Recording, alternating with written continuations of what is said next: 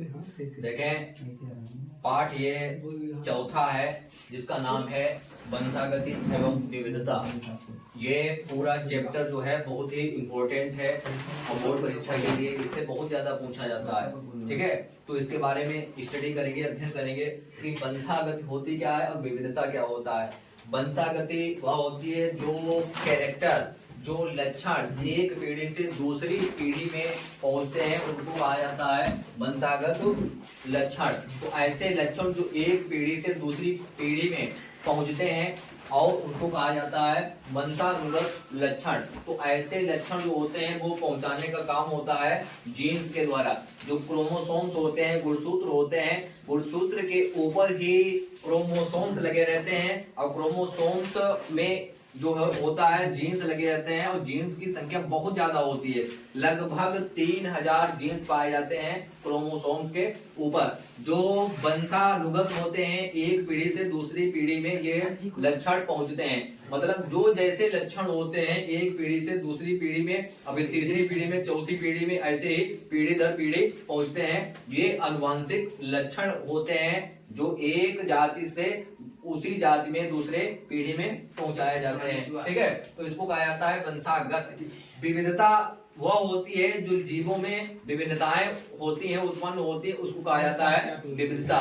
तो पहला इसमें हेडिंग जो है वो आनुवांशिकी है। कौन सी है? आनुवांशिकी। आनुवांशिकी का मतलब होता है जेनेटिक्स। जेनेटिक्स, ठीक है। आनुवांशिकी का मतलब होता है जेनेटिक्स। ठीक है, आनुवांशिकी और इसके जो पिता हैं वो है Gregor John Mendel. John Mendel ये वही व्यक्ति हैं, ग्रेगर जॉन मेंडल, जो ऑस्ट्रिया के पादरी रहे और पूरा जीवन इन्होंने संघर्ष किया और मटर पर इन्होंने प्रयोग किया अपना मटर, जिसको गार्डन पी कहा जाता है। बगीचे की जो मटर थी उस पर प्रयोग किया है। ठीक है, इसका जो नाम है वो पायसम सटाइवम है। पायसम सटाइवम। ठीक है, जो लिखने का तरीका होता है, जो वनस्पतिक जो वैज्ञानिक नाम लिखा जाता है, जूलॉजिकल या बॉटनिकल नेम, तो इसमें पहला अक्षर जो कैपिटल से लिखा जाता है। ठीक है जी, ये वंश है, ये वंश है और ये है जात। ठीक है, सेटाइवम जाते तो इसका अक्षर जो है स्मॉल से लिखा जाएगा। तिरछा लैटिन शब्दों में लिखा जाता है। ठीक है, तो इतना ध्यान रखना है कि आनुवांशिकी के पिता जो हैं वो ग्रेगर जॉन मेंडल हैं। कौन है ये पिता हैं। ठीक है, आनुवांशिकी के ग्रेगर जॉन मेंडल। ये ऑस्ट्रिया के हैं। कहाँ के हैं? ऑस्ट्रिया। ऑस्ट्रेलिया अलग है, ऑस्ट्रिया अलग है। ठीक है, ये ऑस्ट्रिया है यूरोप में। ठीक है, तो वहां ये पादरी थे एक चर्च में। ठीक है, पादरी जैसे मस्जिद में मौलाना होते हैं, मंदिर में पुजारी होते हैं। ठीक है, ऐसे ही जो पादरी थे वो अपने चर्च में जगह खाली पड़ी थी बाहर, उसी जगह में मटर का उद्यान था, पूरा बगीचा, उसी में उन्होंने सोचा कि कुछ प्रयोग किया जाए।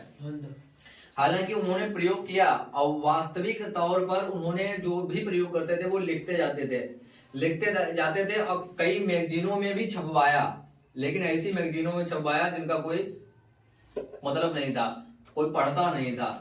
और एक कारण यह था इनकी प्रसिद्धि नहीं हुई क्योंकि 1856 ईस्वी में उन्होंने प्रयोग करे और उसी दौरान जो चार्ल्स डार्विन वगैरह थे, द ओरिजिन ऑफ स्पीशीज, ठीक है, उसके बारे में ज्यादा चर्चाएं थी, तो उनको लोग ज्यादा पढ़ते थे और इनको कम नजरअंदाज। उसके बाद 1900 में इनको ख्याल प्राप्त हुई जब Hugo de Vries, Carl Correns, इन्होंने उसको अध्ययन किया, फिर वही जो प्रयोग दर्शाए और जैसा उन्होंने बताया था वैसे ही प्रयोगों में रिजल्ट आया, तब इनको एक पिता होने की हैसियत मिली बेचारे को। ठीक है, जब मर गए उसके बाद। ठीक है, अब का होता है जब चिड़िया चुग गई खेत, लेकिन नाम अब भी चल रहा है ग्रेगर जॉन मेंडल का। ठीक है, तो आपको ये ध्यान रखना है आनुवांशिकी। ठीक है, आनुवांशिकी में जो होते हैं जो लक्षण, वंशानुगत लक्षण जो होते हैं आनुवांशिकी। ठीक है, वंशागत लक्षण जो होते हैं एक पीढ़ी से दूसरी पीढ़ी में जाते हैं, एक पीढ़ी से दूसरी पीढ़ी में जाते हैं। तो आनुवांशिकी जो शब्द दिया है वो शब्द दिया है बेटसन ने। किसने दिया है? बेटसन। 1905 1905 ईस्वी में 1905 ईस्वी में बेटसन ने ये दिया है शब्द, केवल अनुवांशिकी शब्द दिया है बेटसन ने, लेकिन पिता ग्रेगर जॉन मेंडल है।